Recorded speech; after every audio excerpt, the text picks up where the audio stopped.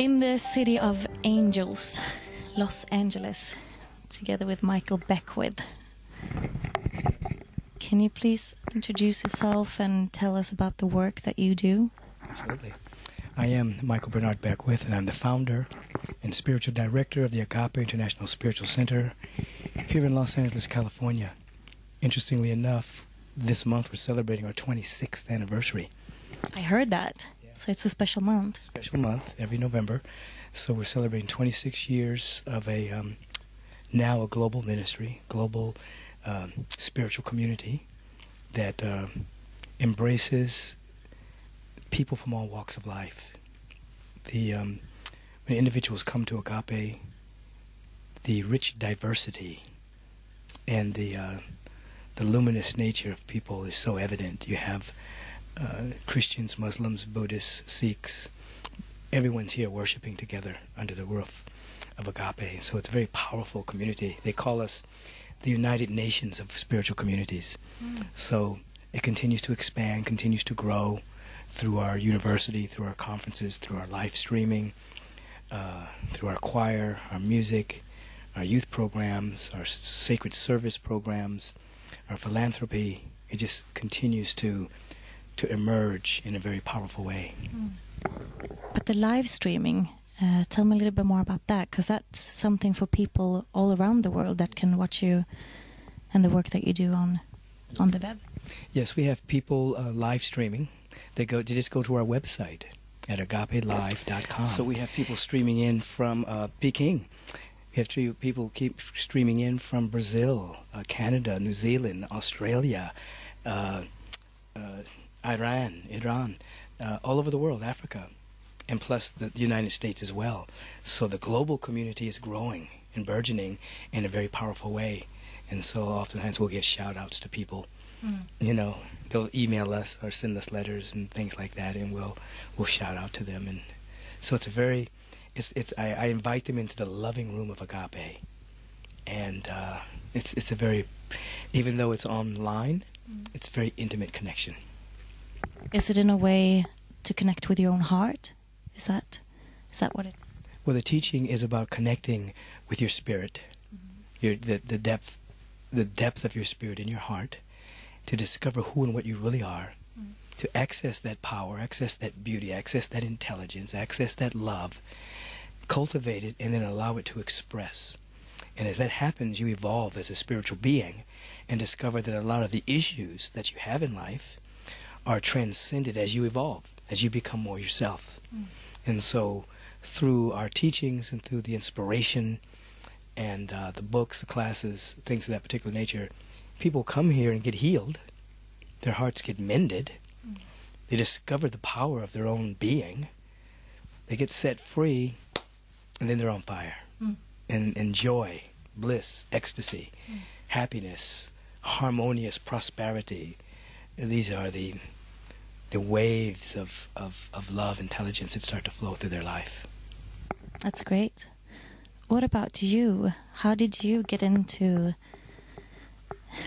this work, and what is your story, your background? Basically, my mother was a virgin, and I'm joking. No, basically, I was attending a college. I was attending a University of Southern California, USC. I was a psychobiology major. My path at that time, I thought I was going to go to med school. And I began to have these inner experiences. And I didn't know really what was going on with me. I thought even to a degree that I was going crazy. And was it like you had visions, or yes. what?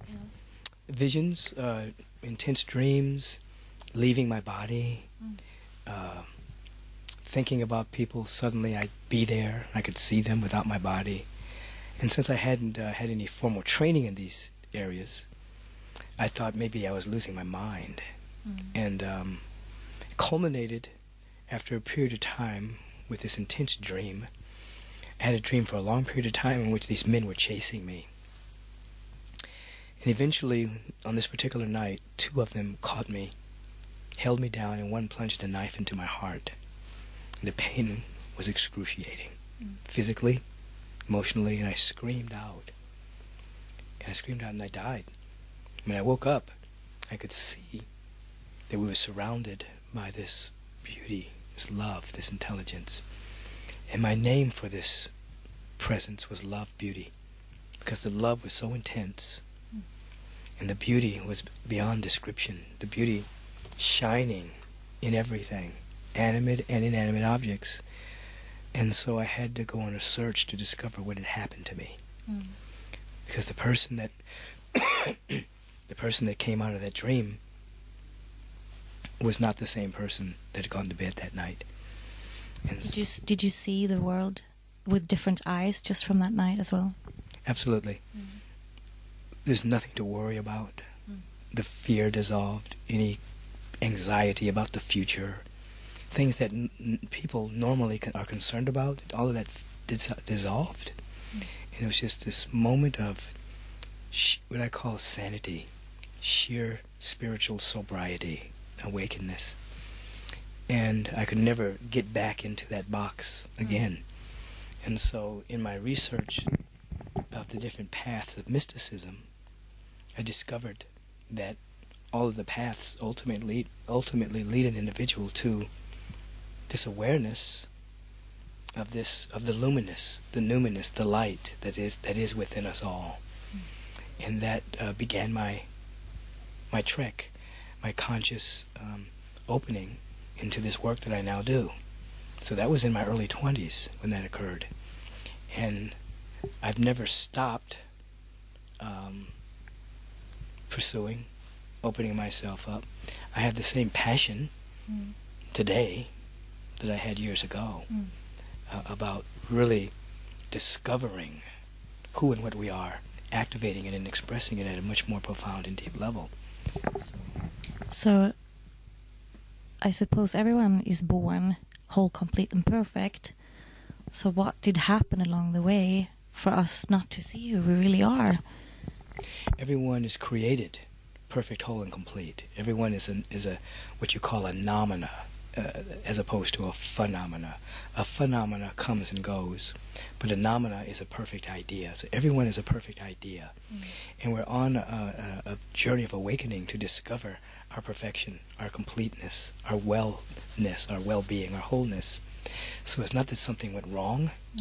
It's that everyone is unfolding at their own pace in this great spirit, whatever name we want to call the spirit, God, love, intelligence, beauty, whatever.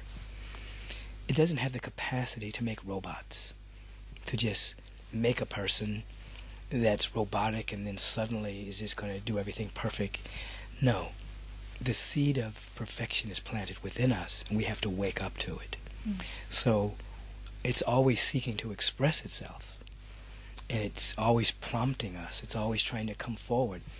And when we engage in a conscious spiritual practice, we're giving permission for that which is perfect within us to come out.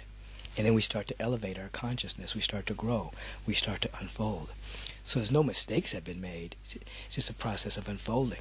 It's just the caterpillar is not a mistake in the process of a butterfly. It's just a part of the process of becoming a butterfly.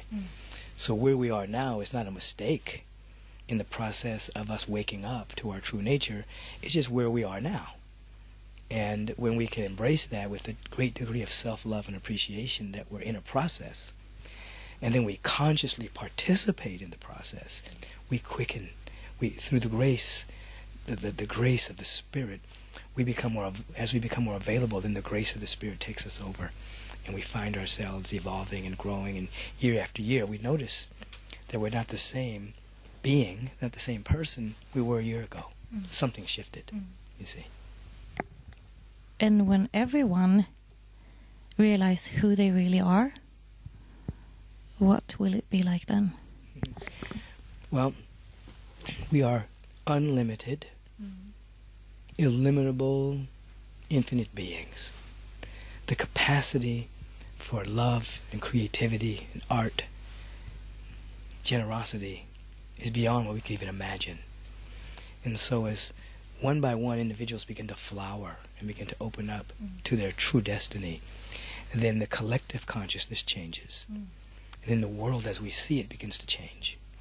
Right now, when you turn on the news, I call it the olds, because it's not really news. It's just oftentimes the lowest common denominator of human experience, mediocrity masquerading as excellence. You see where humanity is stagnant, where it's gotten caught. Fear, doubt, worry, lack, limitation, separation. Those are all lies. But individuals are experiencing those lies. When in fact we begin to wake up, individually and collectively, we begin to see that we're surrounded by a presence of such love and beauty and infinite goodness and abundance, and so much, we have so many gifts within us. We live not to survive anymore, because you're not going to die anyway. You live to give. You live to share. You live to shine. You live to glow. You live to radiate. You live to express your real nature and being. So the world is different. Now, the average person is living from the reptilian brain of just trying to survive and make it through the day. So all this creative energy is being wasted on survival. So as we begin to wake up as a global family, our survival issues will be met. And now we live for art, beauty, unfoldment of the soul, creativity. It's a totally different way of waking up, totally different reason for waking up every day, and the world looks different. Because that's something I've been thinking about lately with the reptilian brain, with the fight and fly. Yes. Is that just something that we have believed in, that is not that it's not true, but it's been a truth, and it's not going to be there anymore?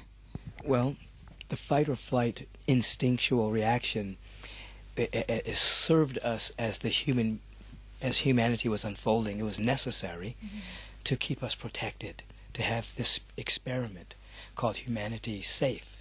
So the ego and the reptilian brain allowed us to see separation in order to tell the difference between us, a saber-toothed tiger, to tell the difference between us and something that may be harmful. So because our perception was narrow, the instinct of fight and flight is placed there so that we could get out of harm's way, so to speak. But now that we're expanding our perception and we're maturing as a race, we can transcend the fight and flight reaction as our first response and begin to live from an awareness that all of our needs are met, that we're safe, that we're connected to the earth, that we're connected to each other regardless of colors of skin, regardless of religious backgrounds, regardless of where an individual was born in the world. We're one. But in order for that to happen, we have to transcend the ego, transcend that reptilian brain.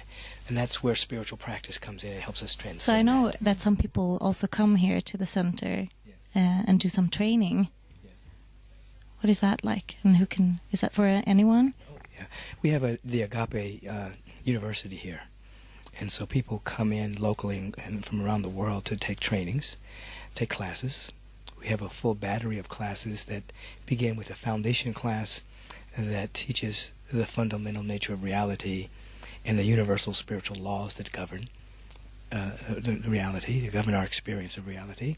Meditation classes, classes on prayer, classes on life visioning, all manner of classes, all the way up to individual can actually take classes to be licensed as a spiritual therapist. And so we have about 400 licensed spiritual therapists here at Agape. And then you can go further and you can actually become a transformational leader or a minister in the teaching as well. So whether an individual wants to take classes just for their own growth or whether they want to pursue a career, it's right here. So it's very powerful, the classes. I'm in the middle of classes right now, and it's always a very enthusiastic time in the community because you have all these new people taking classes and they're learning and growing, and then they affect the rest of the population with their new insights. It's great. Because now when we are here, we haven't had time to join you in the center because we got invited to do that on Sunday if we wanted to. And I've heard that that's something really special. No, I'm sorry, we won't. But I've heard that's really something. Well, we'll make sure you have some books and things. We will make sure you have some CDs of the services so you can listen to get the feel of it. Yeah, I'd love to. And I do have some of your books here to show. These two are new ones, correct? Yeah, this one here is entitled, this is good. This is Life Visioning, a transformative process for activating your unique gifts and highest potential. Now, Bruce Lipton, who's a great biologist, wrote the foreword. But this basically takes you through the stages of spiritual growth, development, and unfoldment, and also gives you a practice of opening yourself up to your highest potential. It opens you up to what's trying to be birthed in you. Everyone has a gift. Everyone has a reason for being here. Everyone has some area of genius. There's a powerful destiny within us all. So the life visioning process assists us in seeing it, articulating it, activating it, and living it. And so this is a book. There are also some CDs where this is concerned. Now this one is entitled Transcendence Expanded. This is a fun project. Now on the back here is a CD. We're actually listening to it in the car, yeah. Yeah, it's pretty wild, huh? Yeah, it's my dance music. And so, except for the last one, is an 11-minute, 9-second meditation. And so, what we did was, we took my talks, and we took me speaking out of it, and then we put music under it. And then I went into the studio, with the music playing, and overdubbed and extemporaneously spoke. And so that's the CD. The music is done by a man by the name of Stephen Bray, who did Madonna's albums. So the music is very powerful. He and a few people, Brenda Russell and others, did the music to The Color Purple that was on Broadway. So he's a very accomplished individual. And then so the book is actually the 8 wisdom talks that the CD came from, plus an 11-minute, 9-second meditation. Now this book here, Spiritual Liberation, this won the Nautilus Award, #1 for spirituality and religion. And this is the chapters in here really help people discover who they are, along with, at the end of every chapter, there's an embodiment that they read meditatively and an affirmation that they practice. So every chapter has some very powerful teachings in it. And it's written in blue ink, so that the subconscious mind receives it better. Same thing with life visioning is blue ink. So something happens when it's a certain color blue that helps you absorb it better. So these are just, there are other books that I've written, The 40-Day Mind Fast, The Answer Is You. They're good books, but these are the latest here. Yeah, we went and had a look in the bookstore downstairs. That was really nice too. I saw you, the first time I saw you was in The Secret. Yes, Rhonda Byrne's movie. And that movie, The Secret, is still traveling around the world. I meet people every day who just saw it. I saw you in The Secret, changed my life. I meet so many people who were introduced to the possibility that they can participate in the unfoldment of their own destiny through the movie The Secret. So it was a great door opener for many folks. It was written for the beginner, someone that doesn't know anything about this, and it carried it made a big impact on the world, and still is. Yeah, because it's still floating around in the world. Many languages. Every country I go to, oh, you're in The Secret. So it was very powerful. I know you are on the radio. Is that with Louise L. Hay? I have 2 radio programs. One comes on Wednesday, and Pacific Standard Time at 10 o'clock. It's Hay House Radio. And so that's out of the organization that Louise Hay started. And it's live. People call in from around the world. I do teaching, and they ask questions, and I answer. And then I have a program that comes on every Friday at 1 o'clock Pacific Standard Time at kpfk.org.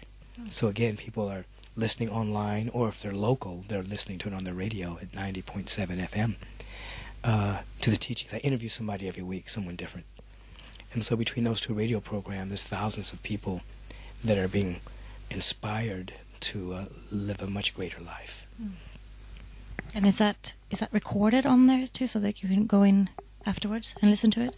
Yes, both programs are archived, so they could go to hayhouseradio.com or kpfk.org, look up Michael Bernard Beckwith, and listen to the previous shows. Yeah. So, are you on a tour around the world? Are you going to Sweden, anything, or what does your travel schedule look like?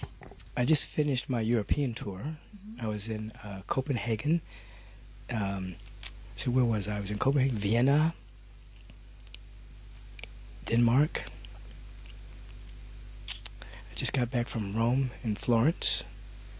And Sweden, people have invited me to speak there, so it's in the works. Yeah, we go out every year, me and my wife, Ricky. Yeah. And so you take a look at our website at agapelive.com, and you'll see the travel schedule as to when I'll be in Europe. Is your wife just as involved as you in the work?